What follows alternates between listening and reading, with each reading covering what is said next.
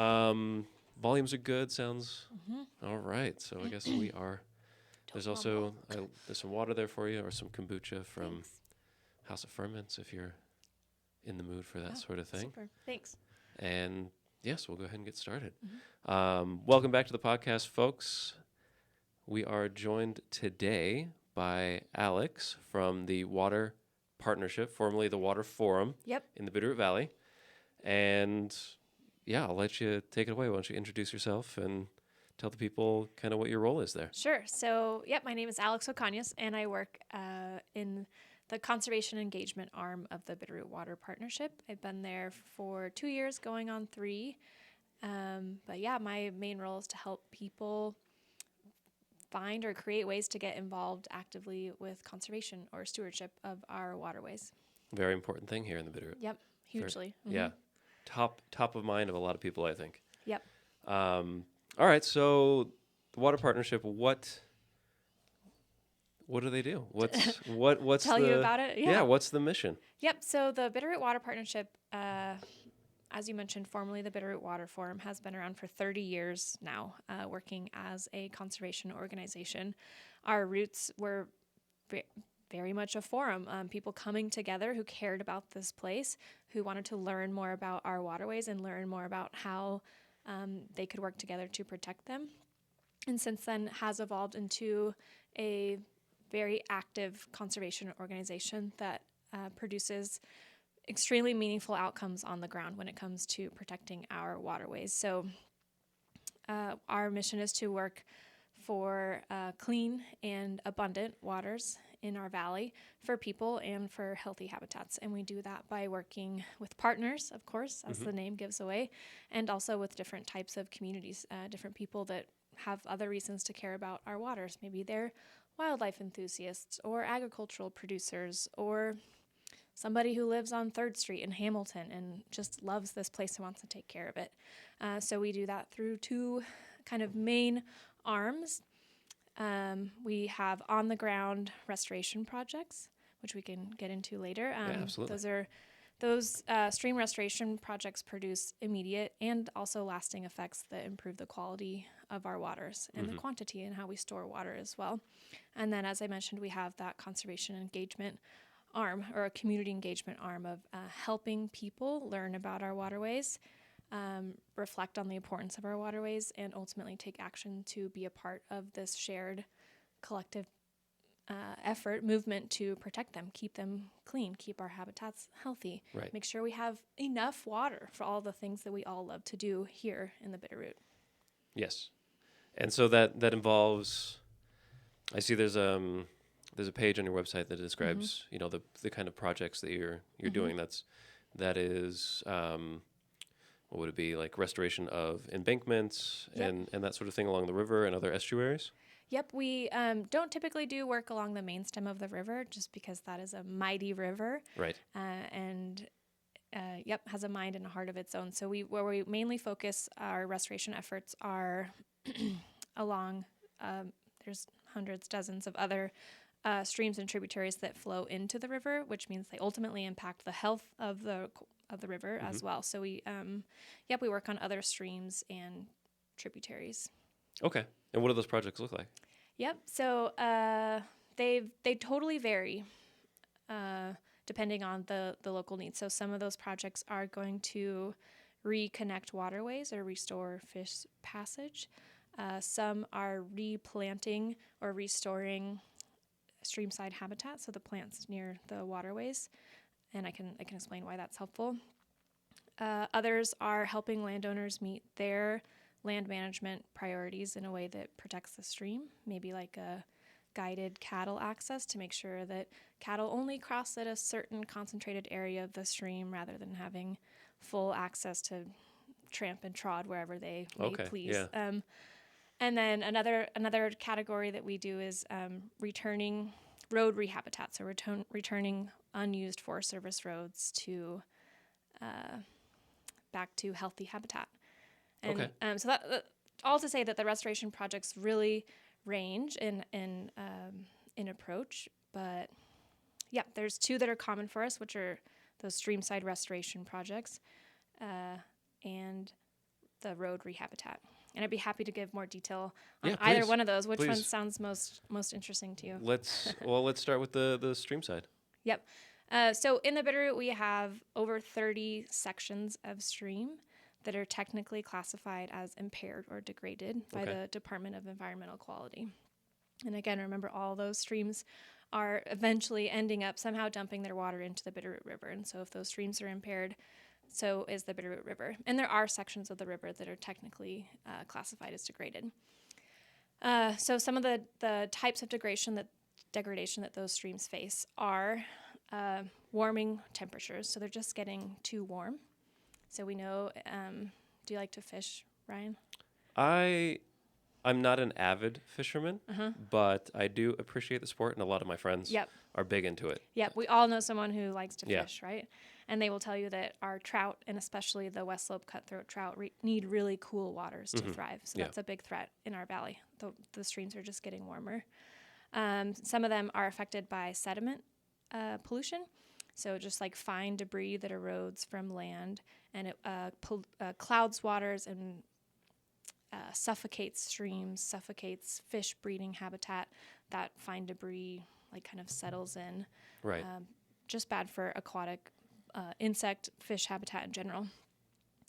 A third threat that our streams face is lack of streamside habitat, which contributes to both of those previous areas. So when you don't have enough vegetation around the stream side, as there should be, as we naturally have here, one, you don't have shade over the stream to keep it cool. Yep. You also don't have those roots that help hold the ground together on the side of the stream. So you get more sediment pollution and more temperature pollution. And then, of course, as I mentioned earlier, we have some fish habitat that's just disconnected, where the stream, they're no longer able to pass or move through their habitat as they used to in the past. And then a final threat is just that this valley is changing rapidly, as we all know, right? It's one of the fastest growing in Montana. So we have changing use and changing demand for our waters, which changes the whole system and how we treat it. But when we do our streamside restoration projects, our goal is to restore those plants back to the side of the stream so that there are more roots in the ground to hold the stream bank together, so we have less sediment pollution, and also to shade the stream so that we have reduction in the warming of the waters, which is better. Both of those things are just better for the fish habitat inside of the stream. Gotcha, okay. And animals that use the habitat on the side of the stream as well. Birds, mammals, things like that also rely on healthy streamside habitat. What's one of the major causes of the lack of shade? Is that just from normal degradation of the stream, where things are falling into it and becoming less shaded, or is there... Yeah, I think you'll definitely see some of it is just like natural change in vegetation around the stream. Okay. I think it can come from a few areas. We might see that a huge fire passes through an area and just raises the whole area around the stream sometimes. Right, so you can lose a lot of vegetation in that way. Some of the more historical land practices, we've come a long way. We've learned a lot in the last 150 years about properly managing our waterways.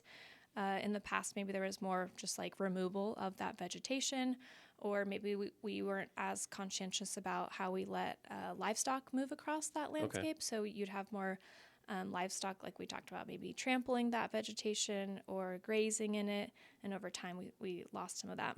And then a third area, and this is something we try to reduce still today, is those streams are really beautiful, and people move here and they want to see the stream. Yep. And so they cut down the vegetation so that they can see the beautiful stream, but just, it looks beautiful, but ultimately when people do that, it affects the long-term beauty of the stream because it degrades the habitat and the quality of the waters. Right. Yep. Yeah, I had a feeling that there was maybe a little bit of that. There's been a lot of people that moved to this valley recently, and I can imagine that might have upped your workload a little bit. Yep, the more people that settle in this area, it changes the social landscape. Different types of people and values and interests moving here. It changes the ecological landscape, maybe more fragmented habitat. again, those different uses as some of our agricultural land transitions to maybe a residential land. Yep. Totally changes water system and how we store water underground and how we use water. But also it comes with a ton of opportunities. Because, I mean, we have so many people that are so excited to live here. They chose to be here. And for the most part, most of those people come here because they value a lot of the same things that we value. Right. Healthy wildlife habitat. They like to see wildlife. They enjoy birds. They like to go out on the river. They want to see it clean. And so while it creates more challenges, it also creates more opportunities to partner with people who care deeply and want to make a meaningful impact. Yeah, absolutely. I think it's kind of like I'm not sure if it's catch-22 or like a double-edged sword, right? With all the influx of new people, which I kind of ride that line. I grew up here, and so I know what this place was like, 20, 30 years ago, but I also I didn't live here for maybe 10, 15 years. Gotcha. And so I moved back just about 3 years ago now. And that was kind of one of the things that really I had that feeling of, okay, maybe now's the time. Because I would come back and visit, and it'd be like, I mean, it's beautiful, but just not yet. But since the influx of people after COVID or during COVID, it's added a lot of traffic and a lot of negatives, but there's also, I feel, a lot more energy in the place too, because we have all these new people that are bringing new ideas, and it's this kind of like this double-edged sword of like, it's really nice to start having new thinkers and new influence come into the area, but it also comes with that added responsibility of that's a great way to put it. There's a little more detriment to the environment, but if we can manage that properly, I think we can come out ahead. Right? Not all development is bad development. But no. Unplanned development, that's a different story, right? Yeah, that's the big one. And so it's like, like you're saying, being strategic about how we work together to make sure that the things that we love continue to exist in the best way that they can. So do you also work with like aquifer management? Not necessarily, not directly, but some of the projects that we do, some of the restoration projects that we do, benefit the ability of our landscape to store water, to keep water in the Bitterroot for the Bitterroot. So, for example, some of those stream restoration projects, by restoring the vegetation, those roots can help pull the water back down into the ground, so to store it in the ground so it doesn't just wash off into Missoula.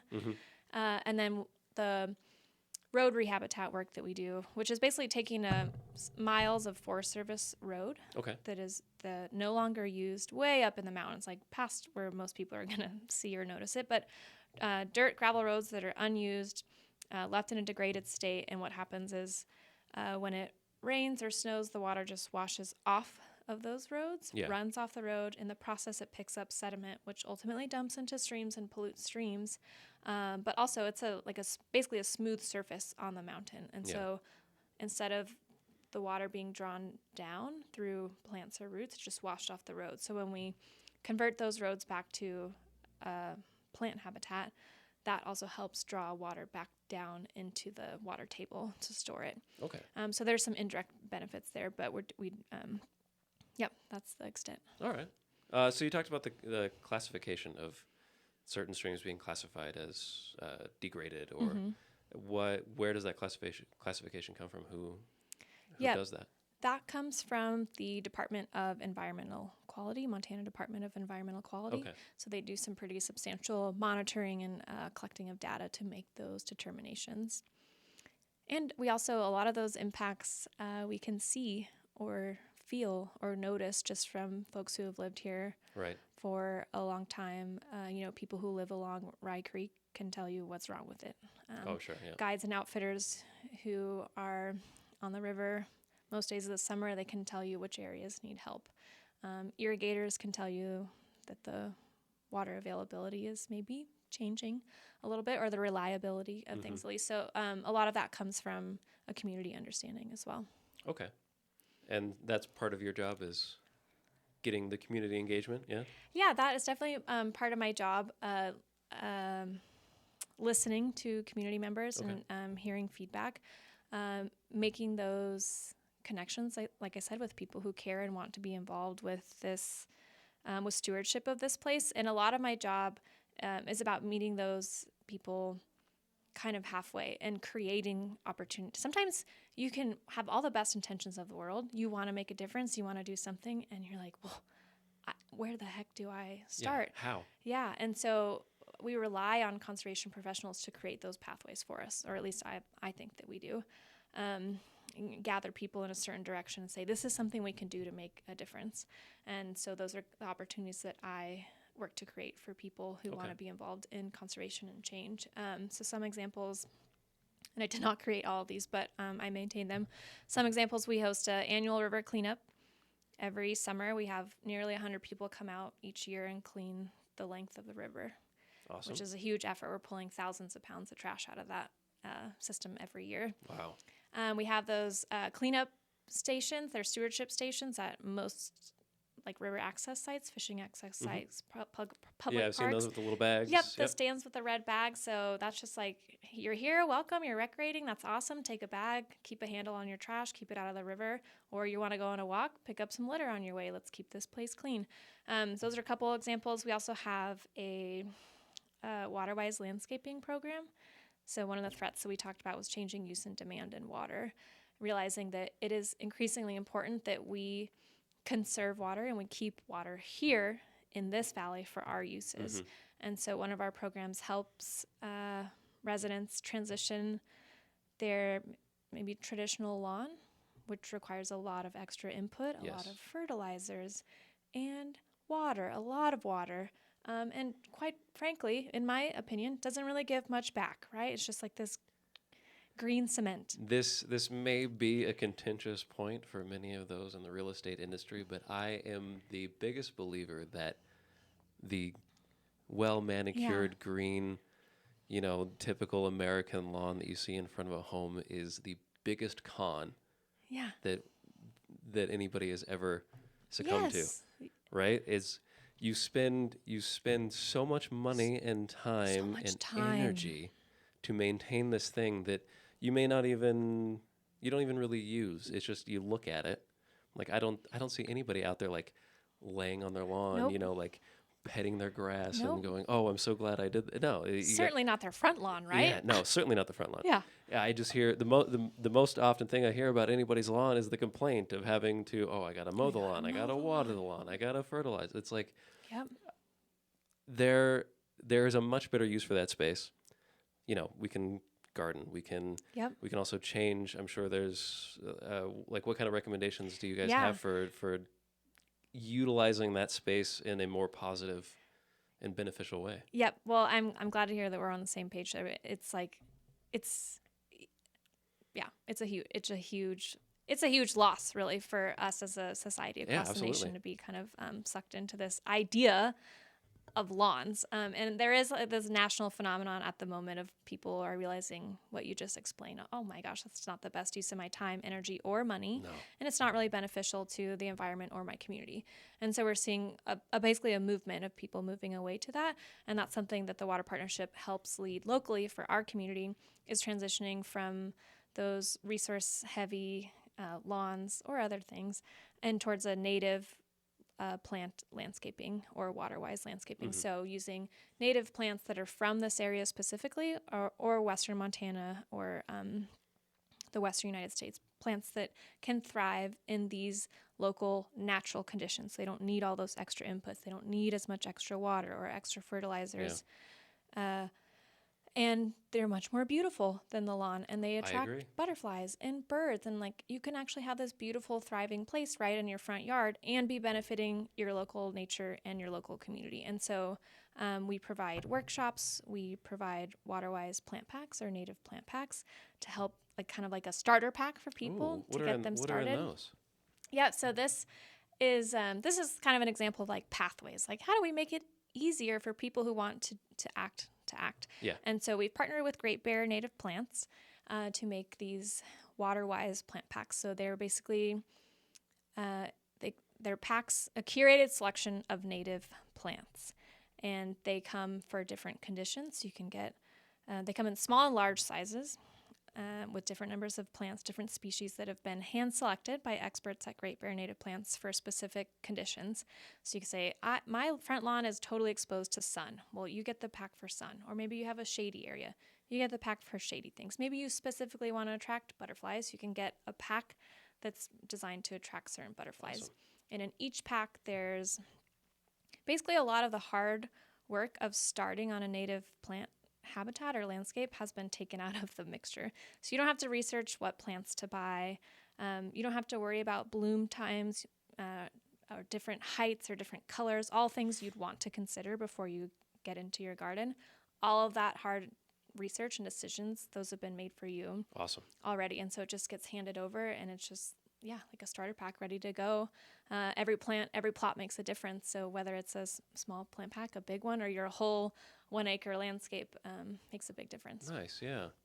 I mean, I firmly believe that the natural, the things that naturally grow here are far more beautiful than the Kentucky bluegrass that someone spends ungodly amounts of time manicuring in their front lawn. And and it creates this kind of, it doesn't look like a barren wasteland, but it more or less is, because there's nothing really living out there, because you're constantly manipulating it, right? Either with mowing or fertilizers or watering it to the extent that you do. And it just is it's a decimation of life, even though it looks green and pretty. Right. Totally pretty, devoid. Quote unquote, pretty. Yeah. And that's part of the beauty of the native or waterwise landscaping as well. It's just the life that it welcomes into your yard and into this place at large. Like, we're an agricultural community. We're surrounded by producers. We love our local producers and our local food here. That local food needs pollinators and healthy pollinator populations to be able to continue to produce. So it's a really, I think, I'm biased, but phenomenal way for anyone who owns or has like a power in any sort of small landscape it is a huge opportunity to be directly involved in local stewardship in a ton of ways. You're reducing chemical use, you're reducing your water use, you're supporting local wildlife, you're supporting local producers. Like, so many boxes are checked there. And so it's just and you're freeing up your own time. Yes. And energy. Yeah. Because you don't have to constantly manage and manicure the landscape. It does it more or less by itself. Yeah. I'm sure you can go out there and like trim stuff and whatnot, but some work is definitely involved, I think, especially in the first couple of years when that garden's getting set up. But the time spent is different. And if anything, I would say it's at minimum, the time you spend there is at least going to be more enjoyable. You're not just pushing a machine around the yard. You're out there getting your hands dirty. And there's research to say that when you touch soil, your body reacts and you actually feel happier. And so the more you can get your hands into the land and work it, would be good for you. I knew there was a reason that I liked to eat dirt when I was a kid. There you go. Yeah. Keep on doing it. Yeah. That might be a little far, but. Well, yeah. It was the 90s. What are you going to do? I can't think of how many pictures there are of me just like handfuls of handfuls maybe of dirt. You have a strong immune system now too. Hey, I think so, huh? Must be. There's benefits to it, I think. That's awesome. That's one thing that I want to see more people adopt. And it because it breaks my heart, really, when I drive around in the summertime and I see all of these sprinklers going all day long, and it's just, for what? Like, so you can stare out your window at nothing, and you're probably not even looking at it that closely anyway. But if you have a more diverse landscape out your front yard, you can also attract a more diverse section of wildlife to come through, and that'll give you something to look at and give you a deeper connection with your local environment, rather than creating this alien landscape that nothing here other than, I mean, I guess it's only the white-tailed deer that would really enjoy that sort of thing. Some snacks, and that's about it, right? And and that's a problem in and of itself, is that, this area never had such a concentration of whitetail until we started developing it agriculturally for hay, and now there's all these people that have non-native species of plants that are growing that the whitetail love to eat. Yep. And so they've come in here, but that was never the case. It was more of a mule deer Yeah. environment because they're, this isn't a landscape for grazers. This is a landscape for browsers in the natural sense of things, right? Yeah. Like you don't. Everything that we do affects our landscape, which affects us. Yes. So, yep, we're in a big cycle here. Yeah. So all those people out there that complain about all the white-tailed deer coming in and eating their gardens and eating, being on their lawn and all this, there is an easy way to fix that. Yep. Yeah. Incorporate more native plants or reframe it. There's so many people that come to visit. Have you seen people like stop the car to take a picture of the deer? I don't know. Maybe it's like that's really cool that I like live in a place where I have megafauna in my backyard. I know most people are going to disagree with me. No, don't get me wrong. I lived in Europe for a long time, and in Germany, it's the same size as Montana, but with 84 million people. Jeez. So take Montana and increase its population 84 times, and that's the density we're talking about. They also have a smaller species of deer there, no whitetail, but it's definitely something you don't see as often. It's very rare to see large animals like that. And so when I came back here the first summer, and I'd been gone for 2.5 years, at that point I had the opportunity to come home for a length of time, and I remember I was taking a walk around my neighborhood, and I was like, walking by this field, and I was like so excited to see deer. It's kind of special. I mean, they're whitetail. I know they're all over the place, but it was just like, oh my gosh, that's right. That is one of the very beautiful and special things about living here is we have this opportunity to really live side by side with the natural environment, and not so many people are as lucky as we are here. Absolutely not. And that's why the mandate, or like you said earlier, the responsibility to come together to take care of it is huge. Yes. Because this place is incredibly special, and if we're not intentional about our efforts to protect all the parts of it that we love, then we're going to lose it. Yeah. It's going to be like the places that a lot of those people came from. Yep, exactly. That they're trying to get away from. And why people are here and why it's such a beautiful place to live. Yep. And yes, there's an immense responsibility that I think we all need to take on to keep that, because my business is based on people buying and selling real estate, so it does benefit me personally with people moving here or new homes being constructed, right? Fair. But I also want to do it in a responsible manner and make sure that the environment that we're living in is not becoming unrecognizable and a wasteland for the natural species that inhabit the environment here. Yep, totally. So I appreciate that. Thank you. Yeah. I don't think it's something that's recognized enough. It's not at the forefront of a lot of people's minds, I think, and that's not to say that people don't consider it, but it's just not something that a lot of people really. Yeah, as humans, we really struggle our brains aren't designed to predict or look that far into the future.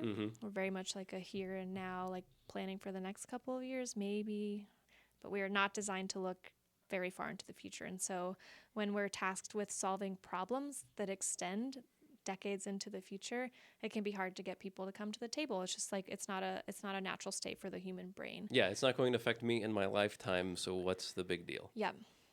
But but it probably will. Like, things are changing rapidly here. That's true. This, like you said, this place is not like it's very similar. I mean, there's the heart of it is still here, but in you grew up here, and you said you're back now, and you were gone for what, 10, 15? 10, 12 years, somewhere around 10, there. 12 years, and it changed significantly while you were gone, right? So I mean, especially between 2019 and 2021, when that gap was the biggest one. Big surge. I mean, when I grew up here, there was 1, 2, 3 stoplights in town. Maybe 2. I think they just installed the one at Fairgrounds. And now there's 5. And I remember driving through town the first summer I was back and stopping at that Fairgrounds traffic light, going, it turns green, and I go and I stop again, and I'm still at the same traffic light. And it blew my mind because that had never, ever happened here. It's like, where am I? What is going on? Yep. But, and it's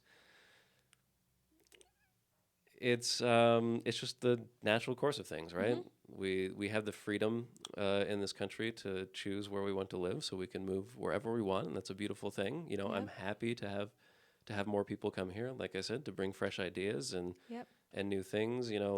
Especially I used to work in the food industry, and so it's wonderful to see all of the new restaurants popping up, all of these people taking on these interesting projects involving food, and then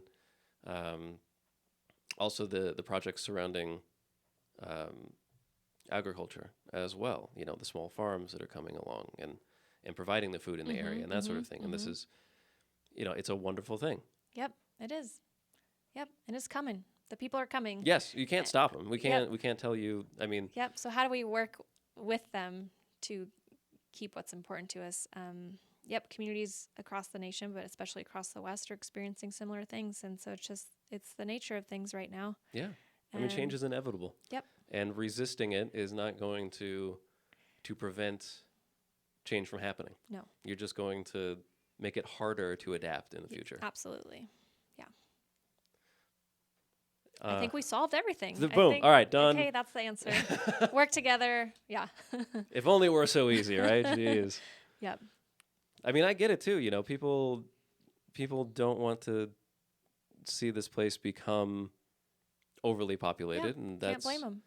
I don't either. I mean, But I think there's ways that we can manage that. I mean, I can go on hours about the roadways here and how things should be done, but that's a whole nother topic conversation. That's another expert. I'm a water habitat person, so. Okay, well, speaking of water and habitat, okay, so the partnership, how you work with the community. They'll come and tell you, like, hey, there's maybe some issues with this stream. You said like the fishermen will kind of report and that sort of thing. We do always have like the occasional drop-in. Somebody comes in the office and they want to share something, but most of our community insights come from existing relationships. So relationships that we have with private landowners. Maybe we've done a restoration project with a private landowner, stream restoration, and they say, hey, my neighbor would really be interested in improving their stream as well. And kind of get referred along that way. We partner with a lot of local guides. Maybe they come in and they say, I have an idea for a new program.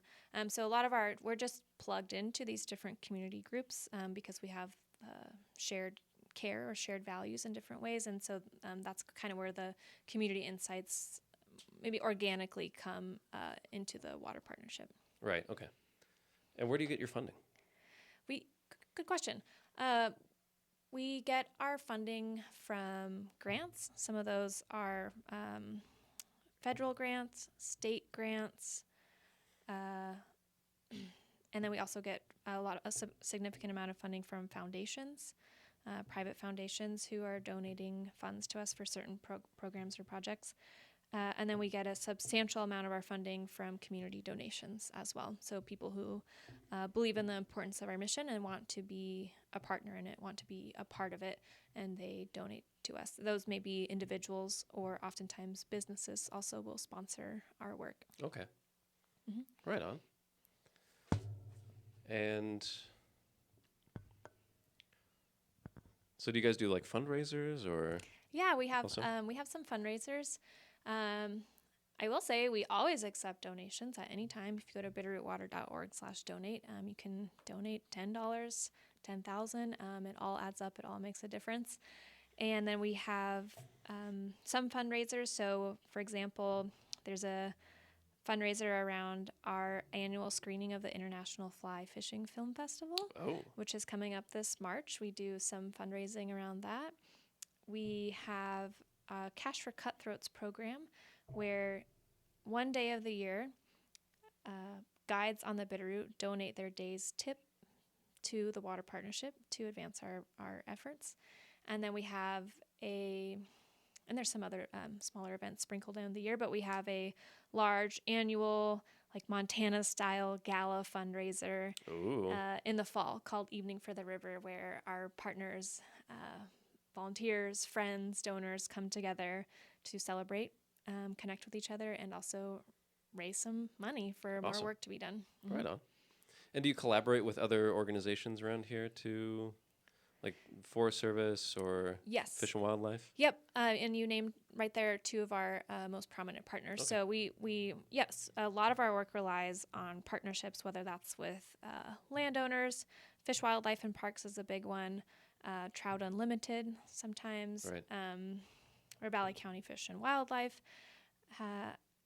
The Forest Service is a huge partner for us. I mean, the valley is surrounded by Forest Service land. Yeah. What's happening up on the mountains has a huge effect on the streams and the river and the landscape down in the valley. And so we do a lot of our restoration work up on Forest Service lands because the impacts come downstream and they affect us here in the valley. Right. Yeah, speaking of mountains, what do you make of this weather this year? It's getting I'm a little nervous, honestly. Yep. I don't think you're alone. I think we are all a bit wide-eyed as we're watching what's happening with the snowpack. Yeah. For us and for the state of Montana, and really for the West at this point. So it is an El Nino year, so we know that those years typically are drier with less precipitation. But who knows? You could put some numbers together of what, if we have such a low snowpack, what the summer season might look like. But like I mentioned earlier, we have a hard time looking into the future as humans. And so I'm hopeful that if anything, we may have a rough summer season, but I think it'll be a moment that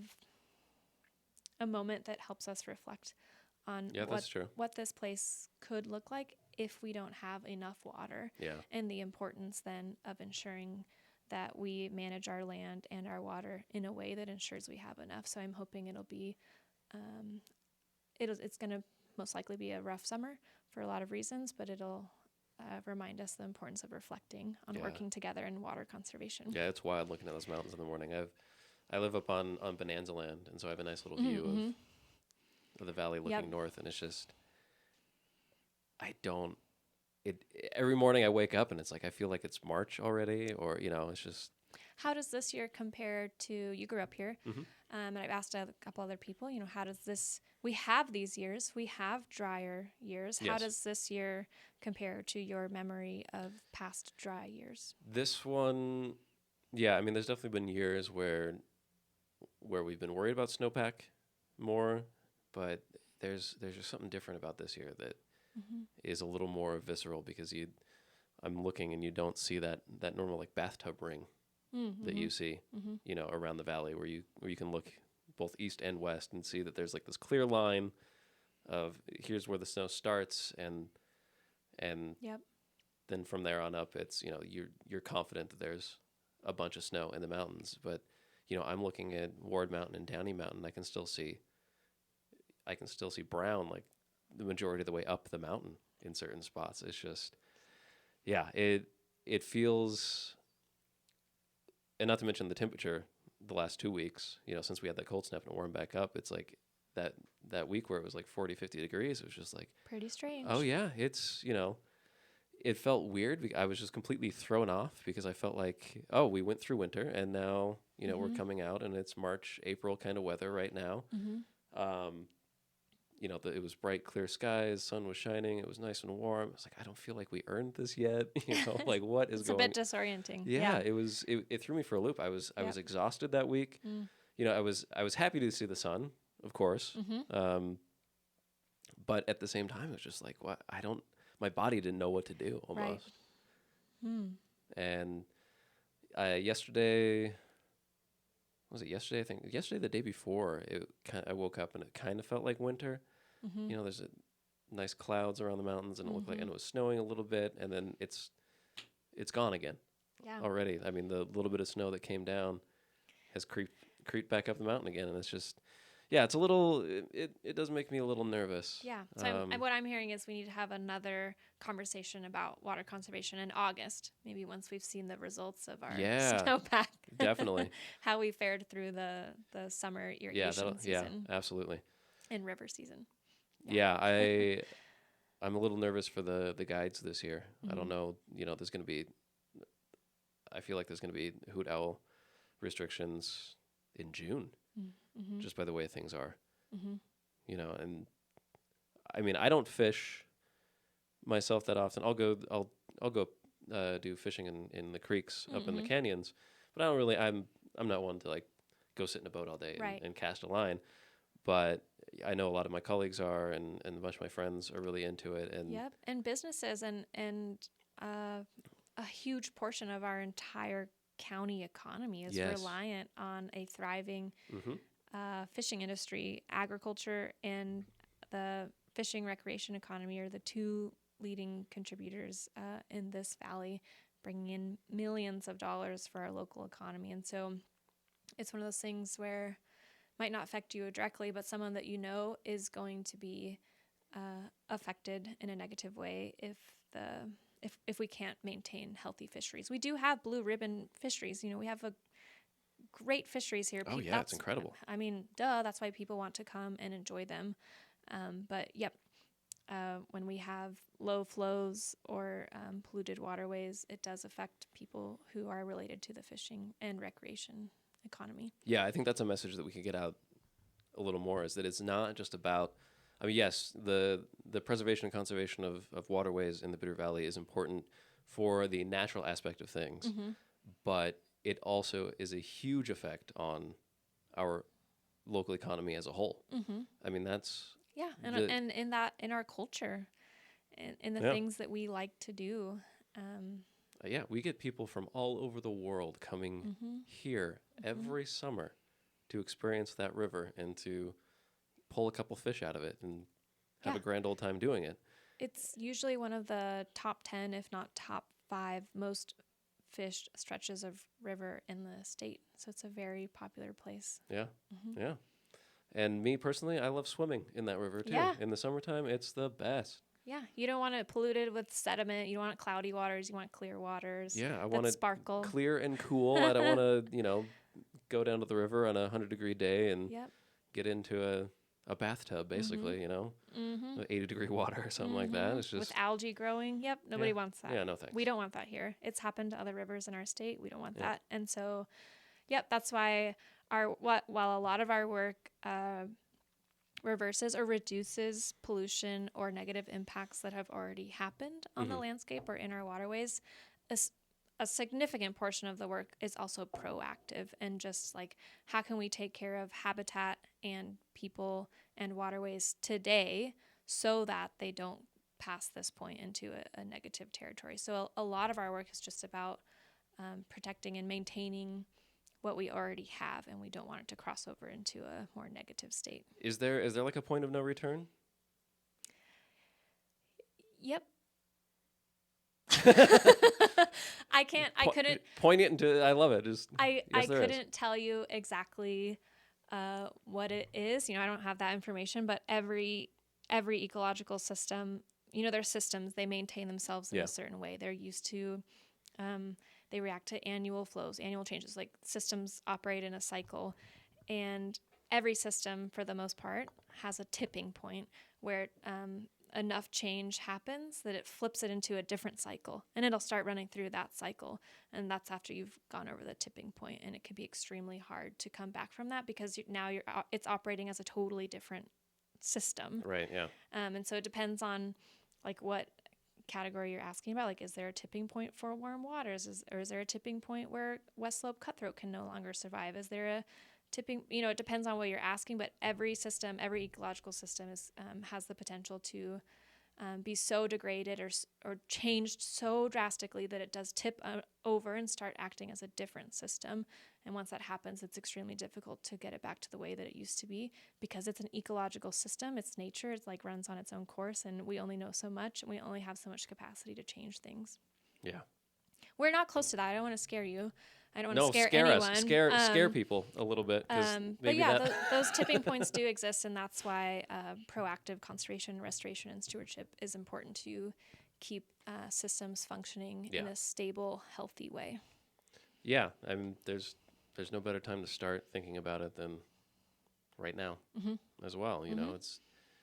It's something that should be at the forefront of of anybody's mind that lives in this valley, I think. Yep. Because Agreed. it's going to affect us all. Yeah, absolutely. And I think that it is. We have more and more people subscribing to our newsletter or popping in our office or coming to our events or volunteering with us on a restoration project every year. So I think got more and more people on the boat who are ready to do something important. Oh, that leads to my next question. Yes. Mm-hmm. How do you recruit people to help with these projects? Yep. That's a good question. So I would recommend that people go to our website, bitterrootwater.org/subscribe, to subscribe to our newsletter. And that's the first place. It's an email newsletter. It goes out once or twice a month. And that's the first place where we advertise things like volunteer opportunities, events, information, updates that people might want to know as they relate to water and habitat. So that's just a great way to stay in touch. You can also follow us on Instagram at bitterrootwater. And we have an office on 2nd Street in downtown Hamilton with the open door, couch in the front, coffee, come by anytime. Wonderful. Talk to us, get to know us. We'd love to get to know you and tell us what you love most about our waters here. Right on. Yeah. All right. Well, I think that kind of wraps it up for now. Yeah. We'll put a pin in the water, Mm-hmm. the water watching for the time Yeah. being, and yeah, I like that idea. I'll have you come back at the end of summer, and we'll discuss. See what happens. See how it all You went never know. down. We could come out of it just fine. You Yeah, never who know. knows? I was looking at the weather today. There's a big old storm coming off Mm-hmm. the Pacific right now that's about to hit Seattle, and hopefully that continues across the desert and gives us a little bit of hope. Yeah, we'll see. Couple inches at least. I definitely have hope, and I what makes me have more hope is people like you who are